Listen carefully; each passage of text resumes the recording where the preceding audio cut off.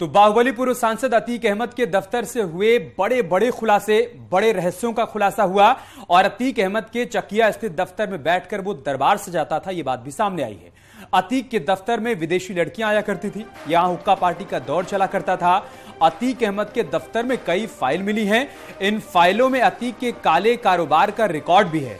अतीक के इस दफ्तर में एक टॉर्चर रूम भी था। बताया जाता है किसी टॉर्चर रूम में उमेश पाल को 2006 में किडनैप कर रखा गया था। अतीक अहमद के दफ्तर के एक हिस्से में 2 मजार भी मौजूद है। ये मजार अतीक अहमद के रिश्तेदारों की बताई जा रही है।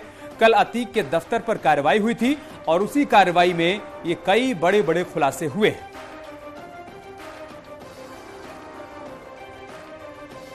पर अतीक अहमद बैठा करता था और यहीं पर बैठकर अतीक अहमद लोगों की फरियाद सुनता था। और अंदर के कमरे को हम आपको दिखाएंगे कि अंदर भी कमरे हैं और यहाँ पर सोफे रखे गए हैं और ये अंदर के कमरे थे। यहाँ पर गोपनीय मीटिंग अतीक अहमद किया करता था। ये पूरी तरह से न केवल चुनाव कार्यालय था बल्कि ऐशगाह था। इसमें तमाम कपड़े अभी भी पड़े हुए हैं।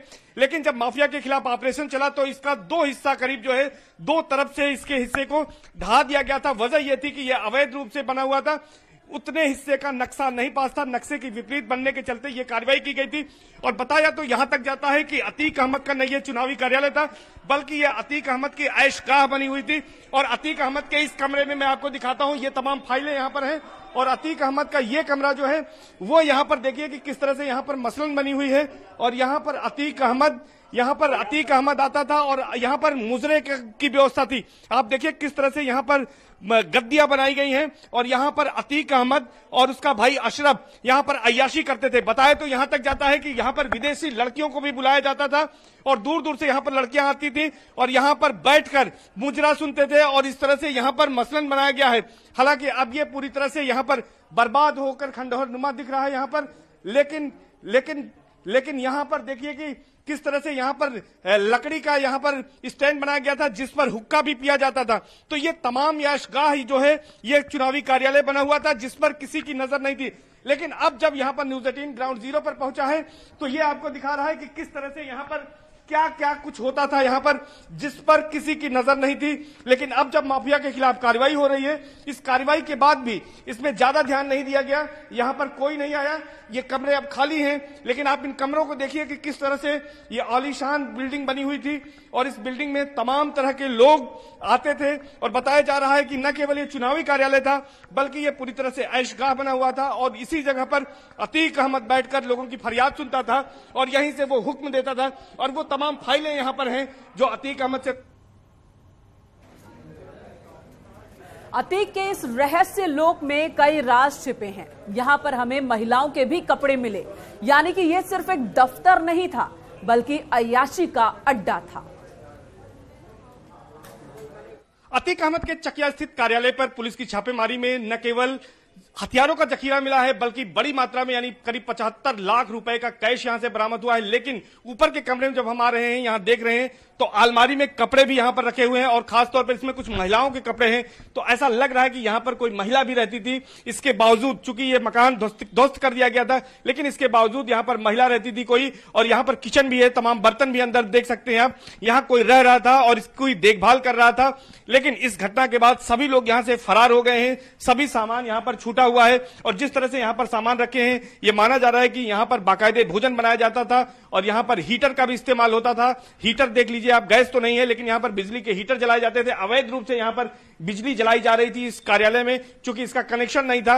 लेकिन इसके बावजूद यहां पर चोरी की बिजली जल रही थी और यह कह सकते हैं कि यहां पर जो सामान है उसको देखकर लग रहा है कि यहां पर कोई व्यक्ति रह रहा था। लेकिन अब यहां पर कोई नहीं है चूंकि यहां पर छापेमारी के बाद सभी लोग यहां पर फरार हैं। यहां पर महिलाओं के पर्स ऊपर दिखाई दे रहे हैं, महिलाओं के यहां पर कपड़े दिखाई दे रहे हैं। तो निश्चित तौर पर यह माना जा रहा है कि यहां पर कोई परिवार रहता था। तो यह एक रहस्य लोक की तरह बना हुआ है अतीक अहमद का यह चुनावी दफ्तर। न केवल यह दफ्तर था बल्कि अतीक अहमद की ऐशगाह था।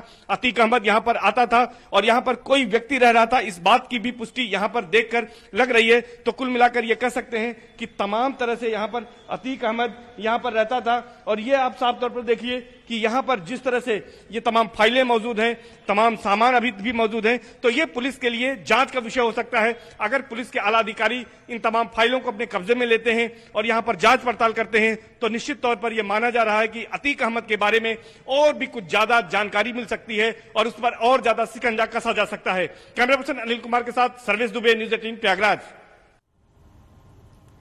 अब हम आपको दिखाते हैं अतीक का वो टॉर्चर रूम जहां अतीक अपने दुश्मनों को टॉर्चर किया करता था। कहा जाता है कि उमेश पाल को भी 2006 में किडनैप कर यहां लाया गया था। साथ साथ राकेश कुमार को लेकर जब पुलिस यहां पर पहुंची थी तो सबसे पहले इसी कमरे में पहुंची थी। आप यहां पर देखिए कि यह अलमारी है और इस अलमारी से यहां पर पुलिस को कुछ कैश यहां से मिला था और इसके साथ ही साथ ये यहां पर देखिए कि किस तरह से अतीक अहमद जब समाजवादी पार्टी में हुआ करता था तो उसके तमाम लेटर पैड यहां पर हैं। आप देखिए कि यहां पर लेटर पैड भी यहां पर मिले हैं, तो तमाम लेटर पैड यहां पर मिले हैं। लेकिन ये कमरा है जिसका इस कमरे से और इस कमरे से, इन दोनों कमरों से यहां पर बरामदगी हुई है और जो बरामदगी हुई है वो थोड़ी बरामदगी नहीं है बल्कि 74 लाख और 62,000 रुपए। और इसी जगह पर चादर बिछाकर नोटों को गिना गया। नोटों को गिनने के लिए मशीन मंगाई गई थी और यहीं पर पुलिस टीम ने खुद पुलिस कमिश्नर रमेश शर्मा मौजूद थे और इसके साथ साथ ज्वाइंट पुलिस कमिश्नर आकाश कुलहरी थे। उनकी मौजूदगी में धूमनगंज थाना पुलिस, पूरा मुफ्ती थाना पुलिस और खुलदाबाद थाना पुलिस ने यहीं पर चद्दर बिछाकर नोटों की गिनती की। नोटों की गिनने के लिए मशीन मंगाई गई थी और हथियारों को यहां पर उसका प्रदर्शन किया गया। 5 पिस्टल हैं और 5 देसी तमंचे यहां पर बरामद किए गए। इसके साथ साथ 112 कारतूस और 1 मैगजीन बरामद की गई और जो आरोपी पकड़े गए थे उनके कब्जे से 6 मोबाइल बरामद किए गए जिन्हें पुलिस ने जब्त किया है और पुलिस उनसे भी कॉल डिटेल के आधार पर और तमाम अन्य तथ्य जुटा रही है। तो इस कमरे में ही सारी बरामदगी दिखाई गई और यहीं पर जो है वो पकड़ा गया। यहां पर एक पुराना फ्रिज भी पड़ा हुआ है और आगे हम चलेंगे और आपको दिखाएंगे कि किस तरह से इस कमरे में इस कमरे से लगा हुआ एक दूसरा कमरा भी यहां पर है। और आगे बताया जा रहा है कि यहां पर वो टार्चर रूम भी है जिस टार्चर रूम में 2006 में उमेश पाल को अपहृत कर लाया गया था और उस कमरे को हम दिखा रहे हैं। आप साफ तौर पर देखिए कि ये वो कमरा है कि जिस कमरे में यहां पर उमेश पाल को लाया गया था। बताते हैं कि इसी कमरे में उमेश पाल को रखा गया था और यहां पर टॉर्चर किया गया था 2006 में।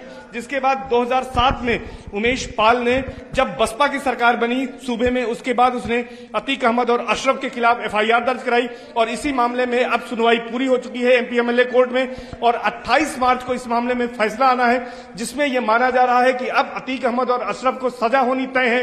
हालांकि इसी मुकदमे की पैरवी से लौटते समय 24 फरवरी को उमेश पाल को उसके घर के सामने ही बदमाशों ने, शूटर्स ने गोलियों और बमबाजी से हमला कर मौत के घाट उतार दिया था और इस घटना में 2 सरकारी गनर की भी मौत हो गई थी।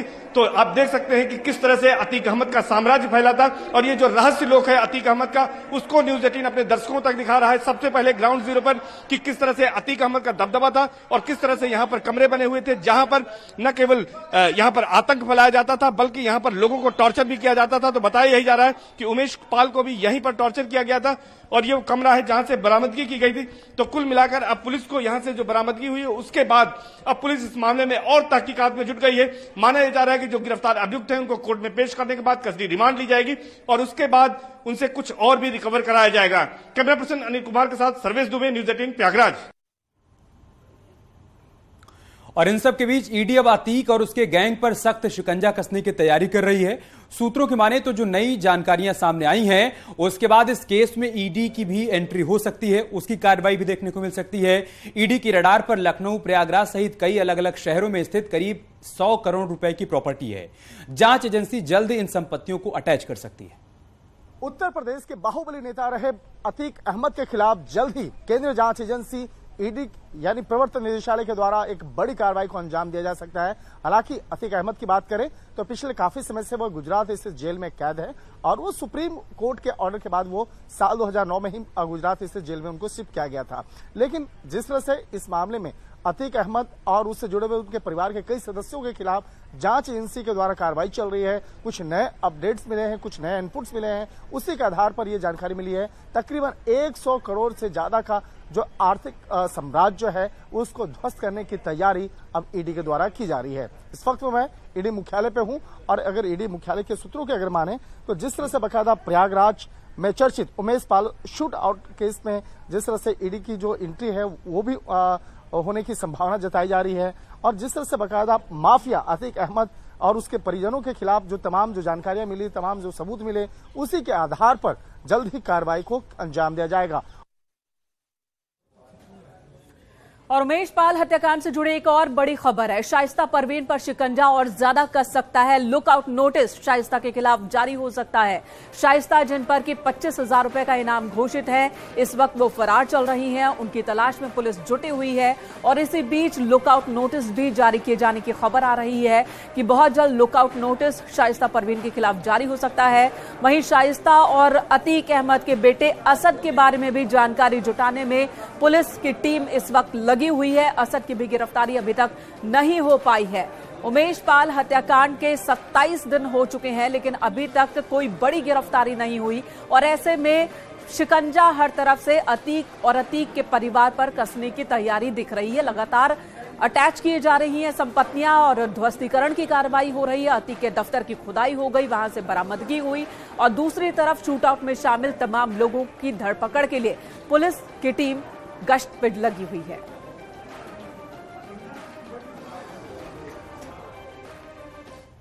संतोष सिंह भदौरिया उर्फ करौली बाबा